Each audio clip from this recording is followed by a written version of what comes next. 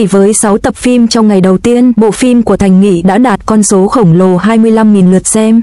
Khán giả không khỏi tự hỏi liệu bộ phim có dám lên sóng hay không.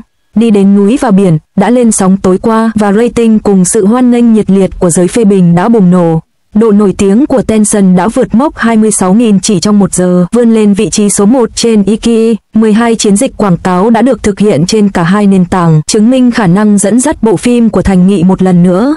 Tuy nhiên, phần bình luận lại tràn ngập những bình luận tiêu cực như bộ lọc nhờ, diễn xuất thảm họa và viết lại hoàn toàn bản gốc.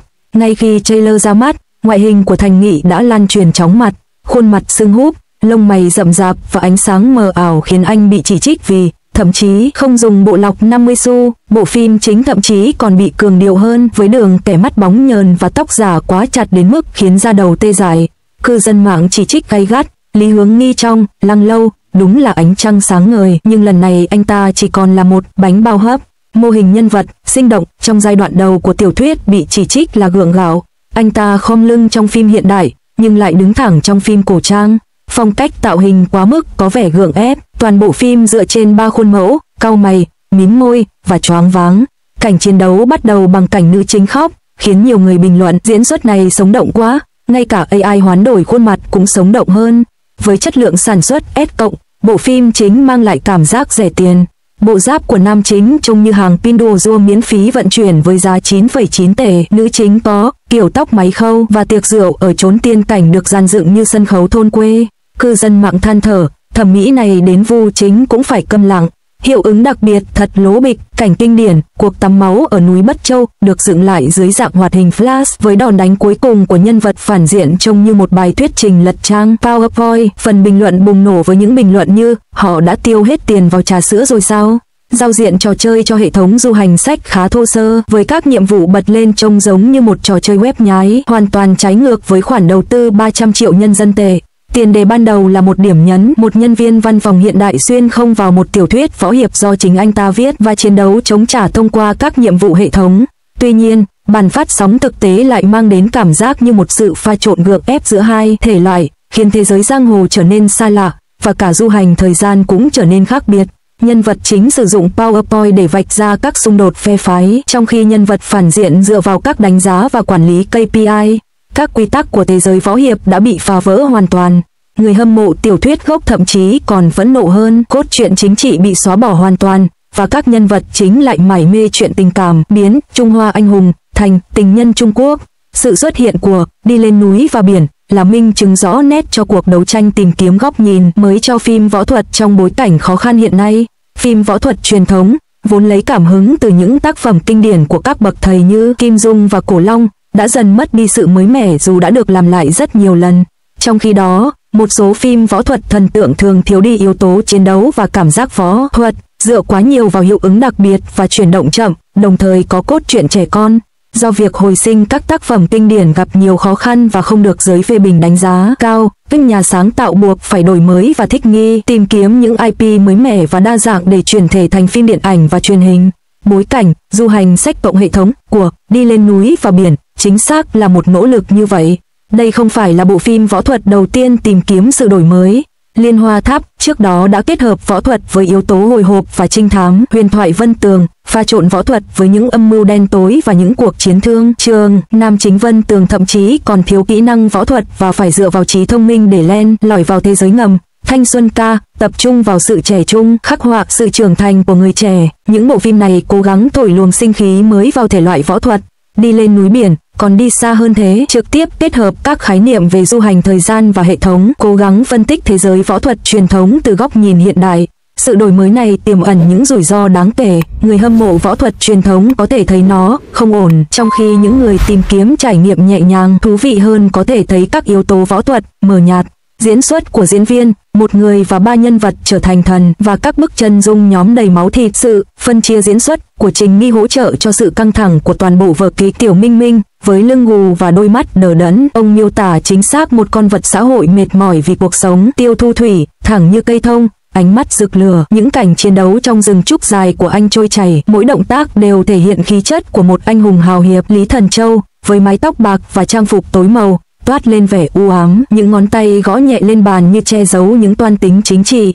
Anh tự mình thực hiện tất cả các cảnh võ thuật không cần đến hiệu ứng slow motion mà vẫn có những động tác phức tạp như lật 360 độ và combo kiếm hoa, được cư dân mạng khen ngợi là cảnh quay phông xanh có thể sánh ngang với phim chính.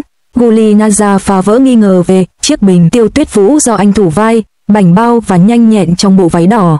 Cảnh quay dài 45 giây ghi lại cảnh anh vung kiếm trong rừng trúc cho thấy kỹ năng kiếm thuật mà anh đã luyện tập suốt 3 tháng. Nhân vật này vừa dịu dàng vừa mạnh mẽ, khi bị trêu chọc, anh ta phản kháng một cách lạnh lùng, nhưng khi tình cảm anh em sâu đậm được thể hiện, họ lại trở nên ấm áp, phá vỡ hình ảnh dập khuôn trước đây. Các diễn viên kỳ cựu và thế hệ mới cùng nhau tạo nên bức chân dung tập thể của giang hồ. Nhân vật Yến Khuông Đồ của Trương Chí Lâm mặc quần áo vải thô, tay cầm bình rượu, khí chất phóng khoáng, tự do là bản sao hoàn hảo của nguyên tác. Phiên bản Chu Siêu của Lu Song Xiên có khí chất dữ tợn, mơ về thời đại. Linh Hu Trong, Đinh Tiểu Dĩnh vào vai Triệu Si Rông, thành nữ của Quyền Bang, quyến rũ trong bộ đồ đỏ và ánh mắt đầy sát khí. Sự chú ý tỉ mỉ đến từng chi tiết trong bối cảnh, trang phục và đạo cụ khiến cho giang hồ trở nên có thể chạm vào và hữu hình. Vai kiếm phái Hoàn Hoa với tường trắng, ngói đen và hoa táo dại đung đưa làm nổi bật tinh thần học thức và hào hiệp của mình. Phái Đường với cạm bẫy dày đặc và tường xám là một sự hiện diện đáng sợ. Phái Quyền Bang với ngói vàng và tường đỏ thể hiện tham vọng thống trị của mình. Trang phục đầy đủ chi tiết, vết máu đổi màu theo diễn biến của cốt truyện, quần áo được mặc và cũ đi, và danh tính của các giáo phái được phân biệt bằng các họa tiết, như họa tiết vũ khí ẩn của Đường Môn và họa tiết theo ngọn lửa của Quyền Bang. Nhưng xét về góc độ ngành, nỗ lực này rất đáng giá. Phim võ thuật cần bắt kịp thời đại, kết hợp các giá trị đương đại và giọng điệu trẻ trung hơn để thu hút khán giả trở lại.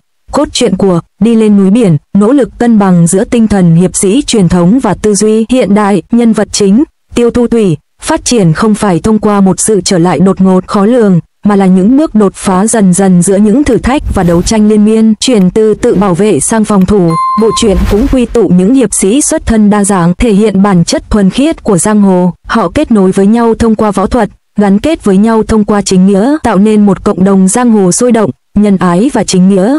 Tinh thần hào hiệp này là cốt lõi của phim võ thuật. Tuy nhiên, bộ phim cũng kết hợp một lượng đáng kể tư duy động vật xã hội hiện đại. Ví dụ, nhân vật nam chính sử dụng bài thuyết trình PowerPoint để lên kế hoạch cho các cuộc xung đột giữa các môn phái và KPI để quản lý chúng, cố gắng chỉnh đốn thế giới võ thuật bằng văn hóa công sở hiện đại. Sự va chạm giữa tư duy cổ xưa và hiện đại này tạo nên những khoảnh khắc thú vị, nhưng nó cũng có khả năng làm suy yếu tính nghiêm túc của thế giới võ thuật và chiều sâu sắc của võ thuật. Đi Lên Núi Biển tự hào với những đổi mới táo bạo, sự hỗ trợ của dàn diễn viên hàng đầu, sự hậu thuẫn của các diễn viên kỳ cựu và kinh phí sản xuất lớn. Tuy nhiên, bộ phim cũng phải đối mặt với những thách thức đáng kể, bao gồm bối cảnh khó xử, lỗi kỹ thuật và sự đón nhận trái chiều. Nó có thể đại diện cho một hướng đi mới cho phim võ thuật, hoặc cũng có thể trở thành một thử nghiệm thất bại triệt đề. Tập đầu tiên dài 40 phút, một nửa là cảnh nhân vật chính hồi tưởng về tuổi thơ, nửa còn lại là cảnh anh hùng đi chợ mua kẹo. Cư dân mạng phẫn nộ, tinh thần võ thuật ư? Rõ ràng là phim cổ trang được tô vẽ bằng võ thuật. Nữ diễn viên gạo cội đã lấn át các ngôi sao hàng đầu chỉ trong 3 phút, chỉ có Na Cha là điểm sáng duy nhất. Sự tương phản thật rõ rệt. Đinh Vĩnh Đại trong vai cha của Tiêu thu hút khán giả chỉ bằng một cái nhìn. Vai khách mời của Lục Tùng Hiền trong vai phản diện đã ngay lập tức hạ gục Trình Nghị chỉ trong 3 phút. Cổ lệ Na Cha dù chỉ xuất hiện thoáng qua đã mang đến những cảnh chiến đấu sắc sảo và hiệu quả với thanh kiếm trắng, được ca ngợi là chuẩn mực mới cho phim hành động trong làng giải trí Trung Quốc.